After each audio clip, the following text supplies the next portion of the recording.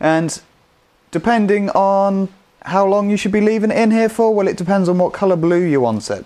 If you leave it in here, maximum uptake time is 20 minutes, so you're wasting your time leaving it any longer than 20 minutes, it won't get any darker.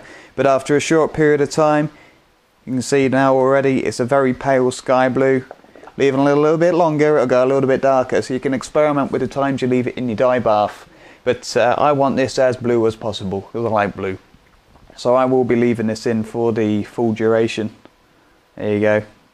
Again, it's actually quite a nice blue, that, isn't it?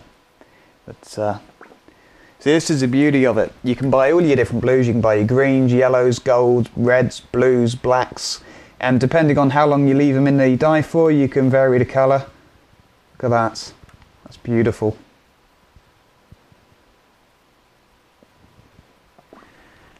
Okay, so 20 minutes has passed. Look at that. That is absolutely beautiful. Okay, so time to take this through to the kitchen. Okay, so here's the final step of the process, and this is where we seal the piece to stop the dye coming out of it.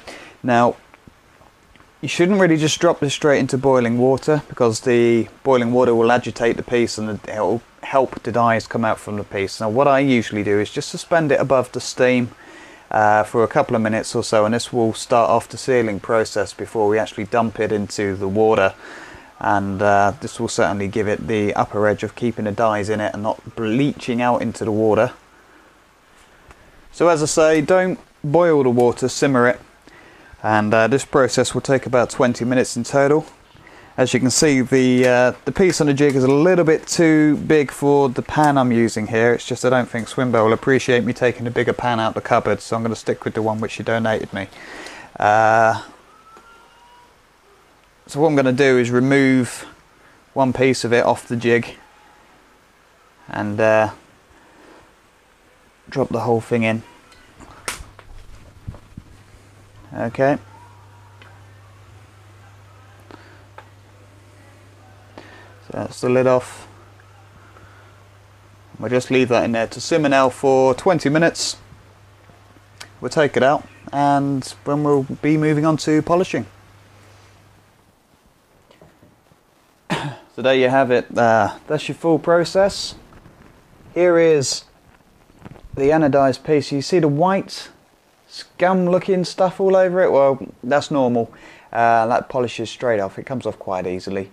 So there you go. We have one lid. You don't have to worry about touching it now. You've sealed the piece, so it's you won't have to worry about getting fingerprints all over it now. And all what's left to do is get this off the jig, which is sometimes easier said than done. Mount it on the lathe, give it a nice polish, and if you're going to do any detailing, do your detailing, which I will be doing on this because I like doing that. And so there you go. So for the voiceover, I'm going to leave it there, and I'm going to mount this on the lathe, and you're welcome to carry on watching and see me finish polishing this up into a pen. And yeah, thanks for watching. Feel free to drop us a comment. Any questions you got, by the way, feel free to drop us an email. I don't mind helping anyone with this sort of stuff. So yeah, thanks for watching.